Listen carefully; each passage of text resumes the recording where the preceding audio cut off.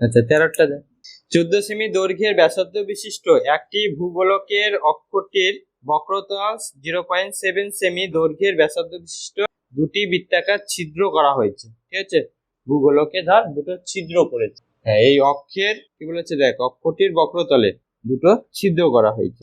ধর অক্ষ ভূগোলকে একটা, এখানে ধর একটা ছিদ্র করেছে, বৃত্তাকার ছিদ্র, হ্যাঁ, আর এখানে ধর একটা ছিদ্র করা হয়েছে, এরকম দুটো ছিদ্র করেছে, এরকম বৃত্তাকার ছিদ্র করা হয়েছে, গোলাকার একটা বৃত্তাকার একটা ছিদ্র করেছে। তাহলে ভূগোলকটির গোলাকার অংশের ধাতব পাতের ক্ষেত্রফল কত হবে সেটা তোকে বের করতে বলেছে। মানে এই ছিদ্রগুলো বাদে বাকি বক্রতলের ক্ষেত্রফলটা কত সেটা বের করতে বলেছে। তাহলে এর মধ্যে কি ব্যাসার্ধ বলে দিয়েছিলে, ভূগোলকটির ব্যাসার্ধ, ব্যাসার্ধ কত বলেছে 14 সেমি। সমগ্রতলের ক্ষেত্রফলটা বের করব, সেখান থেকে এই দুটো গোলক বৃত্তের ক্ষেত্রফলটা বিয়োগ করবে, তাহলে হয়ে যাবে। লেখ ভূগোলকটির বক্রতলের বা সমগ্রতলের ক্ষেত্রফল, হ্যাঁ বক্রতলও হবে, একই জিনিস হবে গোলকের ক্ষেত্রে। আচ্ছা, ফর্মুলা হচ্ছে 4 পাই আর, তাহলে 4 পাই এর মান কত 22/7, আর আর স্কয়ার মানে 14, দুবার হবে, স্কয়ার আছে দুবার লিখে দিলাম। এবার ক্যান্সেল কর, তাহলে দেখ 7 দিয়ে কেটে যাচ্ছে, 7 দুগুণ 14, যে গুণটা করে দে, তাহলে এখানে হচ্ছে 88 আর হচ্ছে 28, তাহলে 88 কে 28 দিয়ে গুণ কর, 88 গুণ 28, 8 64, তাহলে লিখে দে 2464, এত কি বর্গ সেমি।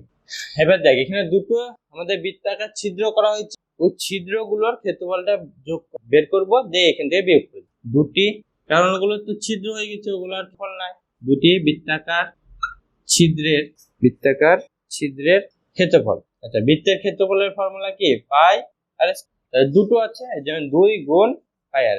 আচ্ছা, এই বৃত্তের দেখ ক্ষেত্রফল ব্যাসার্ধটা বলে দিয়েছে 0.7, তাহলে আর এর জায়গায় পাই, আর এর জায়গায় হবে 0.7, দুবার লিখবি, তাহলে দশমিক তুলে দে, তাহলে কত হবে 7/10, দশমিক তুললে 7/10। আচ্ছা, এখানে পায়ের মান বসিয়ে দিয়ে জায়গাটা আর এটা কর, পাই হচ্ছে কত 22/7, আর এখানে থাকলো 7/10, 7/10, ক্যান্সেল কর, 7 7 ক্যান্সেল, 7 7 ক্যান্সেল করে দিলাম, তাহলে 44 গুণ 7/100, 44 গুণ 7/100, 10 10 গুণ করে 100 হয়ে গেল, তাহলে 44 আর 7 গুণ কর, 4 7 28, 4 7 28, 30, তাহলে 308, তাহলে দুটোর আগে দশমিক বসে যাবে, 308/8 মানে কত হবে 3.08, এত কি বর্গ সেমি।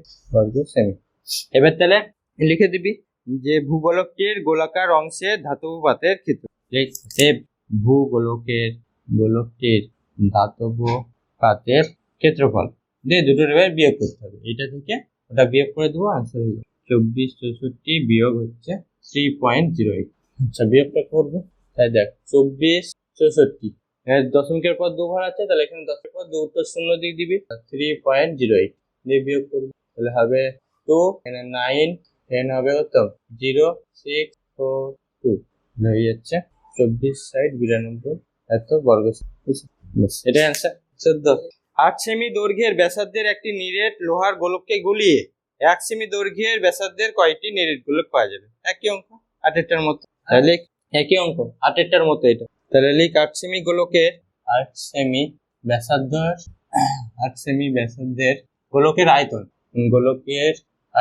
আচ্ছা এর আয়তন কত, দেখ গোলকের আয়তনের ফর্মুলা হচ্ছে 4/3 পাই, আর 8 এর কিউব হয়ে যাবে, কাটার দরকার নাই, যা আছে পাই 8 3বার লিখে দে, 8 এটাই থাক। এবার দেখ বলেছে 1 সেমি দৈর্ঘ্যের কয়েকটি তুই গোলক পারবি, নিরেট গুলি তৈরি করতে পারবো, এখানে ধরি এক্সটি গুলি পাওয়া যাবে, ধরি 1 সেমি দৈর্ঘ্যের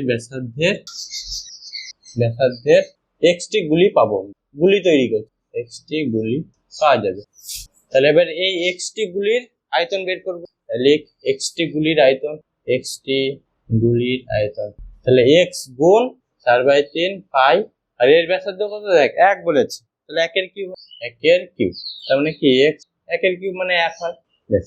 এবার শর্তানুসারে তার মানে এই দুটোর আয়তন কি সমান হবে, কারণ ওই বড়টাকে ভেঙেই আমরা এক্সট্রা গুলি পাচ্ছি, দুটোর আয়তন সমান হবে, ঠিক আছে। শর্তানুসারে